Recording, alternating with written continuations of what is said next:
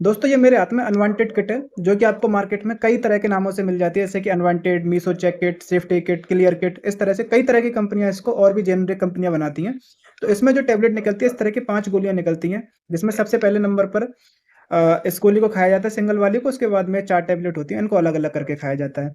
ये दवाई अनचाही प्रेगनेंसी को खत्म करने के लिए दी जाती है। जब कोई महिला प्रेग्नेंट होती है, तो 10 दिन बाद या 1 महीना बाद, 1.5 महीना बाद जब ब्लीडिंग होने लग जाती है, जिसको मिसकैरेज या फिर गर्भपात आप हिंदी में कह सकते हैं।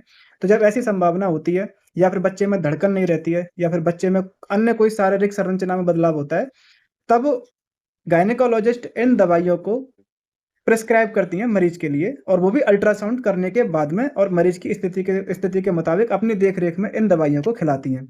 अब मेरे वीडियो का तात्पर्य ये है दोस्तों, कि बहुत से लोग क्या करते हैं, इन दवाइयों को मेडिकल स्टोर से सेल्फ परचेज़ करके खाते हैं। अपने पार्टनर को देते हैं, समाज के डर से, घरवालों के डर से किसी को पता ना चल जाए।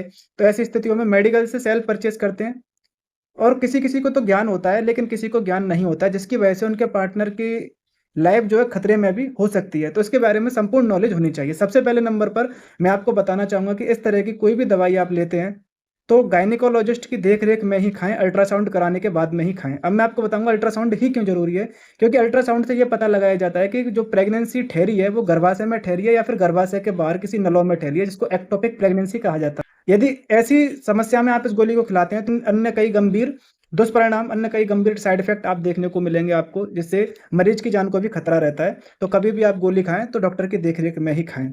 इसके अलावा यदि आप बाय द वे कहीं से भी आप गोली ले लेते हैं और पेशेंट को खिलाते हैं, तो कम से कम 7 से 10 हफ्ते की प्रेगनेंसी को ही खत्म करने के लिए इस टैबलेट को लेना चाहिए। और यदि इस गोली को खाने के बाद में हैवी ब्लीडिंग हो, बहुत ज़्यादा ब्लीडिंग हो रही है, 1 घंटे में 2 से 3 बड़े पैड बदलने पड़ रहे हैं, बहुत ज़्यादा गंभीर दर्द हो रहा है, पेट में मरोड़ ऐंठन हो रही है, मरीज को चक्कर आ रहे हैं, बेहोशी आ रही है, तो इस तरह की तकलीफ में कभी भी मरीज को घर पर ना रखें, उसको तुरंत ही हॉस्पिटल ले जाकर भर्ती कराएँ।